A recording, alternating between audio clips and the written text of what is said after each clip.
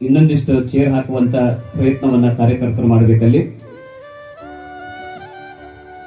ಈ ಒಂದು ಪ್ರವಚನ ಕಾರ್ಯಕ್ರಮದಲ್ಲಿ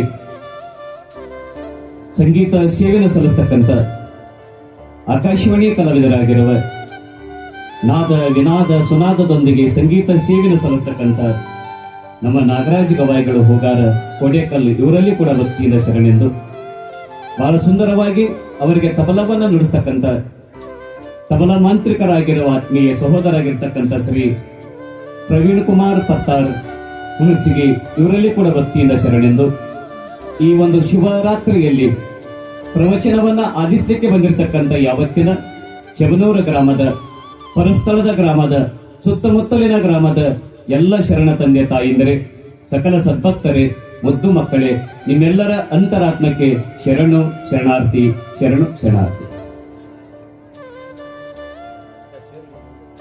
ಗುರುವಿನ ಗುಲಾಮನಾಗುವ ತನಕ ದೊರೆಯದನ್ನ ಮುಕುತಿ. ಎಷ್ಟು ಅದ್ಭುತವಾಗಿರ್ತಕ್ಕಂಥ ಈ ಮಾತಿನೊಳಗ ನಮ್ಮ ಬದುಕೈತೆ ಅಂತ ನಮ್ಮ ಜೀವನ ಅದ. ನಾವು ಯಾರ ಮಕ್ಕಳಾಗಬೇಕಂದ್ರೆ ಗುರುವಿನ ಮಕ್ಕಳಾಗಬೇಕು. ನಾವು ಯಾರು ಶಿಷ್ಯರಾಗಬೇಕಂದ್ರೆ ಗುರುವಿನ ಶಿಷ್ಯನಾಗಬೇಕು. ನಾವು ಯಾರ ಭಕ್ತರಾಗಬೇಕಂದ್ರೆ ಗುರುವಿನ ಭಕ್ತರಾಗಬೇಕು. ಅಂದಾಗ ನಮ್ಮ ಬದುಕು ನಮ್ಮ ಜೀವನ ಬಂಗಾರದ ಬದುಕಾಗ್ಲಿಕ್ಕೆ ಸಾಧ್ಯವಾಗ್ತದೆ. ಈ ಜಗತ್ತಿನೊಳಗೆ ದೊಡ್ಡ ಸ್ಥಾನವನ್ನ ಯಾರಿಗಾಗಿ ಕೊಟ್ಟಾರಂದ್ರೆ ಗುರುವಿಗಾಗಿ ಕೊಟ್ಟಾರ.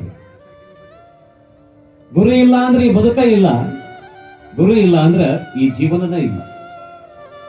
ಅದಕ್ಕೆ ಹೇಳಿದ್ರೆ ಅವರು ಹರ ಮುನಿದರೆ ಗುರು ಕಾಯುವ, ಗುರು ಮುನಿದರೆ ಎಂದೂ ಹರನಿಗೆ ಕಾಯ್ಲಿಕ್ಕೆ ಸಾಧ್ಯವಿಲ್ಲಂತ. ಅದಕ್ಕೆ ನಾವೆಲ್ಲ ಗುರುವಿನ ಮಕ್ಕಳಾಗ್ಲಿಕ್ಕೆ ಸಾಧ್ಯವಾಗ್ತದೆ, ಗುರುವಿನ ಗುಲಾಮರಾಗ್ಲಿಕ್ಕೆ ಸಾಧ್ಯವಾಗ್ತದ, ಗುರುವಿನ ಶಿಷ್ಯರಾಗ್ಲಿಕ್ಕೆ ಸಾಧ್ಯವಾಗ್ತದ. ಅದಕ್ಕೆ ಗುರು ಎಲ್ಲರಿಗೆ ಅವಶ್ಯ. ಗುರು ಯಾರಿಗೆ ಬೇಡ್ರಿ? ಗುರು ಯಾರಿಗೆ ಬೇಡ ಹೇಳ್ರಿ? ನೋಡೋಣ ಕೈ ಎತ್ತರಿ. ಗುರು ಯಾರಿಗೆ ಬೇಡ? ನಮ್ಮ ಬ್ಯಾಡ್ರಿ. ಎಲ್ಲರಿಗೂ ಗುರು ಬೇಕಮ್ಮ. ಹುಟ್ಟಿದ ಮಗುವಿಗೆ ಹೆಸರಿಡುವುದಕ್ಕಾಗಿ ಗುರು ಬೇಕು. ಅದೇ ಮಗು ದೊಡ್ಡವಾದ ಬಳಿಕ ಮದುವೆ ಮಾಡುವುದಕ್ಕಾಗಿ ಗುರು ಬೇಕು. ಅವನಿಗೆ ಆಚಾರವನ್ನು ಹೇಳುವುದಕ್ಕಾಗಿ ಗುರು ಬೇಕು. ಅವನಿಗೆ ಉಪದೇಶವನ್ನು ನೀಡುವುದಕ್ಕಾಗಿ ಗುರು ಬೇಕು. ಅವನಿಗೆ ಮಂತ್ರವನ್ನು ನೀಡುವುದಕ್ಕಾಗಿ ಗುರು ಬೇಕು. ಅವನಿಗೆ ಲಿಂಗ ದೀಕ್ಷೆಯನ್ನು ಕೊಡುವುದಕ್ಕಾಗಿ ಗುರು ಬೇಕು. ನಾಳೆ ಸತ್ತ ಮೇಲೆ ಅವನಿಗೆ ಪಾದವನ್ನು ಇಡುವುದಕ್ಕಾಗಿ ಗುರು ಬೇಕು. ಗುರು ಇಲ್ಲದೆ ಮನುಷ್ಯನ ಬದುಕು ಅದು ವ್ಯರ್ಥದ ಬದುಕಾಗ್ತದ, ವ್ಯರ್ಥದ ಬದುಕು. ಅದಕ್ಕೆ ಗುರುವಿನ ಗುಲಾಮನಾಗುವ ತನಕ ದೊರೆಯದಣ್ಣ ಮುಕ್ತಿ ಅಂತ ತಿಳ್ಕೊಂಡು ಹೇಳಿದ್ರು.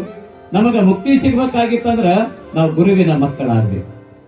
ಹಾಗಾದ್ರೆ ನಾವು ಗುರುವಿನ ಮಕ್ಕಳಾಗ್ಬೇಕಾಗಿತ್ತಂದ್ರ, ಗುರುವಿನ ಶಿಷ್ಯರಾಗಬೇಕಾಗಿತ್ತಂದ್ರ, ನಾವೆಲ್ಲ ಗುರುವಿನ ಭಕ್ತರಾಗಬೇಕಾಗಿತ್ತಂದ್ರ ನಮ್ಮ ಮನಸ್ಸು ಬಹಳ ಸ್ವಚ್ಛವಾಗಿರಬೇಕು. ಯಾರ ಮನಸ್ಸು ಬಹಳ ಸ್ವಚ್ಛ ಇರುತ್ತದ ಅವ ಗುರುವಿನ ಮಗನಾಗ್ಲಿಕ್ಕೆ ಸಾಧ್ಯವಾಗ್ತದೆ. ಯಾರ ಮನಸ್ಸು ಸ್ವಚ್ಛ ಆಗೋದಿಲ್ಲ ಅವ ಎಂದೂ ಗುರುವಿನ ಶಿಷ್ಯನಾಗ್ಲಿಕ್ಕೂ ಸಾಧ್ಯ ಇಲ್ಲ, ಗುರುವಿನ ಭಕ್ತನಾಗ್ಲಿಕ್ಕೂ ಸಾಧ್ಯ ಇಲ್ಲ, ಗುರುವಿನ ಮಗನಾಗ್ಲಿಕ್ಕೂ ಸಾಧ್ಯ ಇಲ್ಲ. ಅದಕ್ಕೆ ಮನಸ್ಸು ಬಹಳ ಸ್ವಚ್ಛ ಇರಬೇಕು. ಮನಸ್ಸು ಬಹಳ ಸ್ವಚ್ಛ. ಅವ ನಾವೆಲ್ಲ ಕುತ್ಕೊಂಡಿದ್ದೇವಲ್ಲ, ಮನಸ್ಸು ನಮ್ಮ ಯಾರೂ ಸ್ವಚ್ಛ ಇಲ್ಲ. ನಮ್ಮೆಲ್ಲರ ಮನಸ್ಸು ಹಳಿಸಿ ಹೋಗಿದ್ದಾವೆ, ನಮ್ಮೆಲ್ಲರ ಮನಸ್ಸು ಕೆಟ್ಟು ಹೋಗಿದ್ದಾವೆ. ಅದಕ್ಕೆ ನಮ್ಮ ಮನಸ್ಸು ಹೆಂಗಾಗ್ಬೇಕಂದ್ರ ಬಹಳ ಸ್ವಚ್ಛವಾಗ್ತಕ್ಕಂಥ ಮನಸ್ಸಾಗ್ಬೇಕು. ನಮ್ಮ ಮನಸ್ಸು ಸ್ವಚ್ಛ ಇತ್ತಂದ್ರೆ ರಾಮಲಿಂಗೇಶ್ವರನ ಶಕ್ತಿ ನಮ್ಮ ಬದುಕಿನೊಳಗೆ ಸಿಗುತ್ತದೆ. ನಮ್ಮ ಮನಸ್ಸು ಸ್ವಚ್ಛ ಆಗ್ಲಿಲ್ಲ ಅಂದ್ರೆ ಎಂದೂ ರಾಮಲಿಂಗೇಶ್ವರ ಶಕ್ತಿಯನ್ನು ಪಡ್ಕೊಂಡು ನಾವು ಗುರುವಿನ ಮಕ್ಕಳಾಗ್ಲಿಕ್ಕೆ ಸಾಧ್ಯವಿಲ್ಲ. ಅದಕ್ಕೆ ಮನಸ್ಸು ಬಹಳ ಸ್ವಚ್ಛ ಇರಬೇಕ್ರಿ. ಮನಸ್ಸು ಸ್ವಚ್ಛ ಇತ್ತಂದ್ರೆ ಭಗವಂತನ ಕಾಣ್ಲಿಕ್ಕೆ ಸಾಧ್ಯವಾಗ್ತದೆ. ರಾಮಲಿಂಗೇಶ್ವರರಿಗೆ ಒಂದು ಬಾಳೆಹಣ್ಣು ಎಡೆ ಆಗ್ಬೇಕಾಗಿತ್ತಂದ್ರೆ ಬಾಳೆಹಣ್ಣು ಕೆಟ್ಟಿರಬೇಕು, ಚಲೋ ಇರಬೇಕ್ರಿ. ನಾ ಹಂಗ ನಿಮ್ಮನ್ನು ಕೇಳ್ತೇನೆಮ್ಮ, ರಾಮಲಿಂಗೇಶ್ವರರ ಗದ್ದಿಗೆಗೆ ಒಂದು ಬಾಳೆಹಣ್ಣು ಎಡೆ ಆಗಬೇಕಾಗಿತ್ತಂದ್ರ, ನೈವೇದ್ಯ ಆಗಬೇಕಾಗಿತ್ತಂದ್ರ ಬಾಳೆಹಣ್ಣು ಕೆಟ್ಟಿರಬೇಕೋ ಏನು ಚಲೋ ಇರಬೇಕು? ಚಲೋ ಇರಬೇಕು. ಚಲೋ ಇತ್ತಂದ್ರ ರಾಮಲಿಂಗೇಶ್ವರನಿಗೆ ಎಡೆ ಆಗ್ತದ, ನೈವೇದ್ಯ ಆಗ್ತದ. ಅದು ಬಕನ ಕೆಟ್ಟಿತ್ತು ಅಂದ್ರ, ಅದು ಹಳಸಿತ್ತಂದ್ರ, ಕೊಳತಿತ್ತಂದ್ರ ಅದು ರಾಮಲಿಂಗೇಶ್ವರರಿಗೆ ವಿಷ ಆಗ್ತದ, ವಿಷ ಆಗ್ತದ. ಹಂಗ ನಮ್ಮ ಮನಸ್ಸು ಅನ್ನತಕ್ಕಂತ ಒಂದು ಹಣ್ಣು ರಾಮಲಿಂಗೇಶ್ವರನಿಗೆ ನೈವೇದ್ಯ ಆಗಬೇಕಾಗಿತ್ತಂದ್ರ ನಮ್ಮ ಮನಸ್ಸು ಕೆಟ್ಟಿರಬೇಕು, ಚಲೋ ಇರ್ಬೇಕು. ಏನಿರ್ಬೇಕು? ಚಲೋ ಇರ್ಬೇಕು. ಚಲೋ ಇತ್ತಂದ್ರ ರಾಮಲಿಂಗೇಶ್ವರರ ಗದ್ದಿಗೆ ಎಡೆ ಆಗ್ತದ. ಚಲೋ ಇಲ್ಲ ಅಂದ್ರ ಮನಸ್ಸು ಅನ್ನತಕ್ಕಂತ ಹಣ್ಣು ಇದು ಕೆಟ್ಟು ಹೋಗಿ ಬಿಡ್ತದ. ಇದು ರಾಮಲಿಂಗೇಶ್ವರಿಗೆ ವಿಷ ಆಗ್ತದ, ವಿಷ ಆಗ್ತದ. ಅದಕ್ಕೆ ನಮ್ಮೆಲ್ಲರ ಮನಸ್ಸು ಸ್ವಚ್ಛ ಮಾಡಿಕೊಳ್ಳಿ ಅಂತ ತಿಳ್ಕೊಂಡು ನೀವೆಲ್ಲ ಇಲ್ಲಿ ಬಂದು ಕುಂತೀರಮ್ಮ. ಮನೆಯೊಳಗೆ ಬೇಕಾದಷ್ಟು ಕೆಲಸ ಅದಾವ. ಎಲ್ಲಾ ಕೆಲಸವನ್ನ ಬಿಟ್ಟು ಇವತ್ತು ನಾವು ಮನೆಯಿಂದ ಇಲ್ಲಿ ಈ ಕಾರ್ಯಕ್ರಮದ ಮುಂಭಾಗದಲ್ಲಿ ಬಂದು ಕುತ್ಕೊಂಡವೆ ಅಂದ್ರ ನಮ್ಮೆಲ್ಲ ಮನಸ್ಸು ಹಣ್ಣಿನಂತೆ ಇರ್ಲಿ, ನಮ್ಮ ಮನಸ್ಸು ಒಂದು ಹೂವಿನಂತೆ ಇರ್ಲಿ, ನಮ್ಮ ಮನಸ್ಸು ರಾಮಲಿಂಗೇಶ್ವರನಿಗೆ ಒಂದು ಎಡೆಯಾಗುವಂತ ಮನಸ್ಸಾಗ್ಲಿ ಅಂತ ತಿಳ್ಕೊಂಡು ನೀವೆಲ್ಲ ಬಂದು ಕುಂತೀರಿ. ಹೌದಲ್ರಿ? ನೀವೆಲ್ಲ ಬಂದು ಕುಂದ್ರಬೇಕಾದ್ರಮ್ಮ ನೀವು ಕನ್ನಡಿ ಮುಂದೆ ನಿಂತ ಬಂದಿರಿ. ಕರೆ ಹೇಳ್ರಿ, ಕನ್ನಡಿ ಮುಂದೆ ನಿಂತ ಬಂದಿರಿ. 10 ನಿಮಿಷ ನಿಂತವರದಾರೆ, 15 ನಿಮಿಷ ನಿಂತವರದಾರೆ, 20 ನಿಮಿಷ ನಿಂತವರದಾರೆ. ನೀವು ಕಡಿಮೆ ಮಾಡಿರಿ, ನಮ್ಮ ಅಣ್ಣವ್ರು ಜಾಸ್ತಿ ನಿಲ್ಲಾಕತ್ಯಾರಿ ಕನ್ನಡಿ ಮುಂದೆ. ಮತ್ ನಿಮ್ಮೂರಾಗೇನಲ್ಲ, ನಮ್ಮೂರ್ ಕಡೆ ಬೇರೆ ಕನ್ನಡಿ ಮುಂದೆ ಗಣಮಕ್ಳ ನಿಲ್ಲೋದು ಜಾಸ್ತಿ. ಕನ್ನಡಿ ಮುಂದೆ ನೀವೆಲ್ಲ ನಿಂತ್ಕೊಂಡಿರಲ್ಲ. ಎದಕ್ಕೆ ನಿಂತ್ಕೊಂತೀರಿ? ಹಣಿಗೆ ವಿಭೂತಿ ಹಚ್ಕೊಳ್ಳೋದಕ್ಕ, ಇಲ್ಲ ಕುಂಕುಮ ಇಟ್ಕೊಳ್ಳೋದಕ್ಕ, ಇಲ್ಲ ಏನೋ ಒಂದು ಹಣಿ ಹಚ್ಕೋಬೇಕಂತ ತಿಳ್ಕೊಂಡು ನೀವೆಲ್ಲ ಕನ್ನಡಿ ಮುಂದೆ ನಿಂತಿರಲ್ಲ. ಕನ್ನಡಿ ಮುಂದೆ ನಿಮ್ ಮುಖ ಕಾಣ್ಬೇಕಾಗಿತ್ತಂದ್ರೆ ಕನ್ನಡಿ ಸ್ವಚ್ಛ ಇರಬೇಕು, ಏನ್ ಹೊಲಸಾಗಿರ್ಬೇಕು? ಸ್ವಚ್ಛ ಇರ್ಬೇಕಲ್ಲ. ಕನ್ನಡಿ ಸ್ವಚ್ಛ ಇತ್ತಂದ್ರೆ ಮುಖ ಕಾಣ್ತದ, ಕನ್ನಡಿ ಸ್ವಚ್ಛ ಇಲ್ಲ ಅಂದ್ರೆ ನಮ್ಮ ಮುಖ ಕಾಣೋದಿಲ್ಲ. ಅವಾಗ ಏನ್ ಮಾಡ್ತೇವೆ ನಾವು? ಕನ್ನಡಿಯನ್ನ ಹೊಲಸಿದ್ದನ್ನ ಸ್ವಚ್ಛ ಮಾಡಿಕೊಳ್ತೀವಿ. ಹಂಗ ಕನ್ನಡಿ ಅನ್ನತಕ್ಕಂತ ರಾಮಲಿಂಗೇಶ್ವರರ ನಾವು ದರ್ಶನ ಮಾಡ್ಕೋಬೇಕಾಗಿತ್ತಂದ್ರ ನಮ್ಮ ಮನಸ್ಸು ಯಾವಾಗ್ಲೂ ಸ್ವಚ್ಛವಾಗಿರಬೇಕು. ಯಾವಾಗ ನಮ್ಮ ಮನಸ್ಸು ಸ್ವಚ್ಛವಾಗಿರುತ್ತದ, ರಾಮಲಿಂಗೇಶ್ವರ ದರ್ಶನ, ವೇದಿಕೆ ಮೇಲೆ ಆಶೀರ್ವಾಗಿರ್ತಕ್ಕಂಥ ಪರಮ ಪೂಜ್ಯರ ದರ್ಶನವನ್ನ ಮಾಡಿಕೊಳ್ಳೋದಕ್ಕೆ ಸಾಧ್ಯವಾಗ್ತದ. ನಮ್ಮ ಮನಸ್ಸು ಸ್ವಚ್ಛ ಆಗ್ಲಿಲ್ಲ ಅಂದ್ರೆ ಎಂದೂ ಮಹಾತ್ಮರ ದರ್ಶನ ಮಾಡಿಕೊಳ್ಳಕ್ಕೆ ಸಾಧ್ಯವಿಲ್ಲ.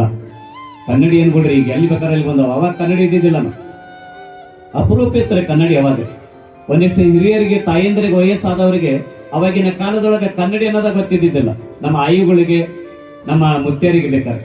ಈಗಿನವ್ರಿಗೆ ಎಲ್ಲರಿಗೆ ಕನ್ನಡಿ ಅಂದ್ರೆ ಏನನ್ನೋದು ಎಲ್ಲರಿಗೂ ಗೊತ್ತಾಗ್ಬಿಡುತ್ತದೆ. ಅವಾಗ ಅಪರೂಪದ ಕನ್ನಡಿ, ಅವಾಗ ಅಪರೂಪದ ಕನ್ನಡಿ ಇತ್ತು. ಈಗೇನು ಎಲ್ಲಿ ಬೇಕಾರಲ್ಲಿ ಒಂದು ಕನ್ನಡಿ, ಹಾಲ್ನ್ಯಾಗ ಒಂದು ಕನ್ನಡಿ, ಅಡಿಗೆ ಮನ್ಯಾಗ ಒಂದು ಕನ್ನಡಿ, ದೇವ್ರ ಜಗಲಿ ಮ್ಯಾಗ ಒಂದು ಕನ್ನಡಿ, ಬೆಡ್ರೂಮ್ನ್ಯಾಗ ಒಂದು ಕನ್ನಡಿ, ಮತ್ ಇನ್ನೊಂದಿಷ್ಟು ಬಾತ್ರೂಮ್ನ್ಯಾಗ ಇಟ್ಟಾರಮ್ಮ ಕನ್ನಡಿನ. ಬಾತ್ರೂಮ್ನ್ಯಾಗ ಕನ್ನಡಿ, ಇನ್ನೊಂದಿಷ್ಟಕ್ಕೆ ಹೋದ್ರ ಟಾಯ್ಲೆಟ್ನ್ಯಾಗ ಒಂದು ಕನ್ನಡಿ ಇಡೋರು ಅದಾರಿ. ಹೌದ್ರಿ? ಕನ್ನಡಿ ಎಲ್ಲಿ ಬೇಕಾರಲ್ಲಿ ಕನ್ನಡಿ. ಒಂದು ಉದಾಹರಣೆ ಹೇಳ್ತೇನೆ ನಿಮಗ. ರಾಮಲಿಂಗೇಶ್ವರನ ಸನ್ನಿಧಾನದಲ್ಲಿ ಮುಂದೆ ಕುತ್ಕೊಂಡ್ರ ಬದುಕು ಪಾವನವಾಗ್ತದ. ಕನ್ನಡಿ ಮುಂದೆ 10 ನಿಮಿಷ ನಿಂತ್ಕೊಳ್ರಿ, ಬದುಕು ಹಾಳಾಗಿ ಹೋಗಿಬಿಡ್ತದ, ಜೀವನನ ಹಾಳಾಗಿ ಹೋಗಿಬಿಡ್ತದ, ಸಂಸಾರನ ಹಾಳಾಗಿ ಹೋಗಿಬಿಡ್ತದ. ಒಂದು ಉದಾಹರಣೆ ಹೇಳ್ತೇನೆ ನಿಮಗ. ಯಾರೋ ಒಬ್ಬವ ತಾಳಿಕೋಟೆಗೆ ಸಂತಿ ಮಾಡಕ್ ಹೋಗಿದ್ದಾನೆ. ತಾಳಿಕೋಟೆ ಬಜಾರ್ದವ್ರು ಏನು ಸಂತಿ ಮಾಡಕ್ ಹೋಗಿದ್ದ? ಒಂದಿಷ್ಟು ಕಾಯಿಪಲ್ಲೆ ತರೋಣ, ಟೊಮೊಟೊ ತರೋಣ, ಉಳ್ಳಾಗಡ್ಡಿ ತರೋಣ, ಮೆಣಸಿನಕಾಯಿ ತರೋಣ, ಒಂದಿಷ್ಟು ಕರಿಬೇವು ಕೊತ್ತಂಬರಿ ತಗೋಣ ಅಂತ ತಿಳ್ಕೊಂಡು ತಾಳಿಕೋಟಿಗೆ ಒಂದು ಕಚಿಲ ತಗೊಂಡು ಸಂತಿ ಮಾಡಕ್ ಹೋಗಿ. ಸಂತಿ ಮಾಡಕ್ ಹೋಗಿರುವಂತ ಸಂದರ್ಭದಲ್ಲಿ ಅವ ಬಜಾರಕ್ಕೆ ಬಂದ, ಕಾಯಿಪಲ್ಲೆ ಮಾರ್ಕೆಟಿಗೆ ಬಂದ. ಮೊದಲು ಏನ್ ತಗೊಂಡ್ರಿ ಅವ? ಉಳ್ಳಾಗಡ್ಡಿ ಖರೀದಿ ಮಾಡಿದ. ಮೊದಲ ಉಳ್ಳಾಗಡ್ಡಿ ಖರೀದಿ ಮಾಡಿ, ಆಮೇಲೆ ಒಂದಿಷ್ಟು ಮೆಣಸಿನಕಾಯಿ ಖರೀದಿ ಮಾಡಿದ. ಇನ್ನೇನು ಟೊಮಾಟಿನ ತಗೋಬೇಕಂತ ತಿಳ್ಕೊಂಡು ಮುಂದೆ ಹೊಂಟಿದ್ದ. ಹೋಗುವಂತ ದಾರಿಯಾಗ ಒಂದು ಕನ್ನಡಿ ಬಿದ್ದಿತ್ತು. ಏನು ಬಿದ್ದಿತ್ತಮ್ಮ? ಕನ್ನಡಿ ಬಿದ್ದಿತ್ತು. ಕನ್ನಡಿ ಬಿದ್ದಿತ್ತಲ್ಲ, ಅದನ್ನ ಇನ್ನೇನು ಅದ್ರ ಮ್ಯಾಗ ಕಾಲ್ ಇಡ್ತಾನ ಅನ್ನೋಷ್ಟ್ರೊಳಗ ಅದನ್ನ ನೋಡಿದ್ರಿ. ಕನ್ನಡಿ ನೋಡಿದ, ಹಿಂಗ ಕೈಯಾಗಿ ಹಿಡ್ಕೊಂಡ. ಪಾಪ ಅವನಿಗೆ ಕನ್ನಡಿ ಅನ್ನೋದು ಗೊತ್ತಿಲ್ಲ. ಇದ್ರೊಳಗೆ ನಂದ ಬಿಂಬ ಕಾಣುತ್ತದ, ಇದ್ರೊಳಗೆ ನಂದ ಮುಖ ಕಾಣುತ್ತದ. ಪಾಪ ಅವನಿಗೆ ಗೊತ್ತಿಲ್ಲ. ಹಿಂಗ ಹಿಡ್ಕೊಂಡ ಅವ ಏನು ಮಾಡಿದ್ನ ಅಂದ್ರ, ಪಾಪ ಯಾರಿರ್ಬೋದಿವ, ಎಷ್ಟು ಚಂದ ಅದ ನೋಡು, ಯಾರಿರ್ಬೋದಿವ, ಎಷ್ಟು ಚಂದ ಅದ ನೋಡು. ಇದನ್ನ ಯಾರ ಕೆಡಿಕೊಂಡೋಗ್ಯಾರ ನೋಡು ಪಾಪ. ಇನ್ನು ಎಲ್ಲರೂ ಇದನ್ನ ತುಳ್ಕೊಂತ ಹರಿತಾರ, ಇದನ್ನ ಮುರಿತಾರ ಅಂತ ತಿಳ್ಕೊಂಡ ಆ ವ್ಯಕ್ತಿ ಏನು ಮಾಡಿದ್ನ ಅಂದ್ರ ಕಚ್ಚಿಲ್ದಾಗ ಇಟ್ಕೊಂಡಮ್ಮ. ಏನ್ರಿ? ಕನ್ನಡಿ ಕಚ್ಚಿಲ್ದೊಳಗೆ ಇಟ್ಕೊಂಡದ. ಕಚ್ಚಿಲ್ದಾಗ ಇಟ್ಕೊಂಡು ಟೊಮೆಟೊ ಹಣ್ಣು ಖರೀದಿ ಮಾಡಿ, ಕರಿಬೇವು ಖರೀದಿ ಮಾಡಿಕೊಂಡು, ಒಂದಿಷ್ಟು ಕೊತ್ತಂಬರಿ ಖರೀದಿ ಮಾಡಿಕೊಂಡು ಎಲ್ಲಿ ಬಂದ್ರಿ? ಊರಿಗೆ ಬಂದಲ್ಲ. ಊರಿಗೆ ಬಂದ ಬಳಿಕ ಆ ಕನ್ನಡಿನ ಎಲ್ಲರ ಇಟ್ಟಿದ್ರೆ ಮುಗಿದು ಹೋಗ್ಬಿಡ್ತಿತ್ತಮ್ಮ. ಅದನ್ನ ಎಲ್ಲಿ ಇಟ್ನಂದ್ರ ಈ ಟೇಜುರಿ ಅಂತ ಇರ್ತಾವಲ್ರಿ, ಬೀರ್ ಅಂತೀರಿ, ಟೇಜುರಿ ಅಂತೀರಿ. ಏನಂತೀರಿ? ಟೇಜುರಿ ಒಳಗ ತೆಗೆದಿಟ್ಟ. ಟೇಜುರಿ ಒಳಗ ತೆಗೆದಿಟ್ಟನಲ್ಲ, ತೆಗೆದಿಡ್ಲಮ್ಮ ಬ್ಯಾಡ ಅನ್ನಂಗಲ್ಲ. ಅದನ್ನ ದಿನ ರಾತ್ರಿ 2 ಗಂಟೆ ಕೆದ್ದೆದ್ ನೋಡಾಕತ್ತಿದ್ದ. ಟೇಜುರಿ ತೆಗಿತಿದ್ದ, ಕೈಯಾಗ ಕನ್ನಡಿ ಹಿಡ್ಕೊಂತಿದ್ದ. ಪಾಪ ಇವ ಯಾರಿರಬಹುದು, ಎಷ್ಟು ಚಂದ ಅದ ನೋಡು, ಪಾಪ ಯಾರಿರಬಹುದು, ಎಷ್ಟು ಚಂದ ಅದ ನೋಡು. ಹಿಂಗ ನೋಡ್ತಿದ್ದ, ಮತ್ತು ಟೇಜುರಿ ಒಳಗೆ ಇಡ್ತಿದ್ದ. ಹಿಂಗ ಒಂದು ವಾರ ಮಾಡಿದಮ್ಮ. ಹಿಂಗ ಒಂದು ವಾರ ಮಾಡಿದ್ನಲ್ಲ, ಪಕ್ಕಕ್ಕೆ ಮಲ್ಕೊಂಡಿರ್ತಕ್ಕಂಥ ಹೆಂಡತಿ ವಿಚಾರ ಮಾಡಿದ್ಲು, ನನ್ನ ಗಂಡ ದಿನ ಟೇಜುರಿ ತೆಗಿತಾನ, ಏನ್ ನೋಡ್ತಾನ, ಆ ಟೇಜುರಿ ಒಳಗರ ಏನ್ ಇಟ್ಟಿರ್ಬೋದು. ಆ ಟೇಜರಿ ಒಳಗರ ಏನ್ ಇಟ್ಟಿರ್ಬೋದು ಅಂತ ತಿಳ್ಕೊಂಡು ಗಂಡ 2 ಗಂಟೆ ಕೇಳವ, ಹೆಂಡತಿ 1 ಗಂಟೆ ಕೇಳಿದ್ರು.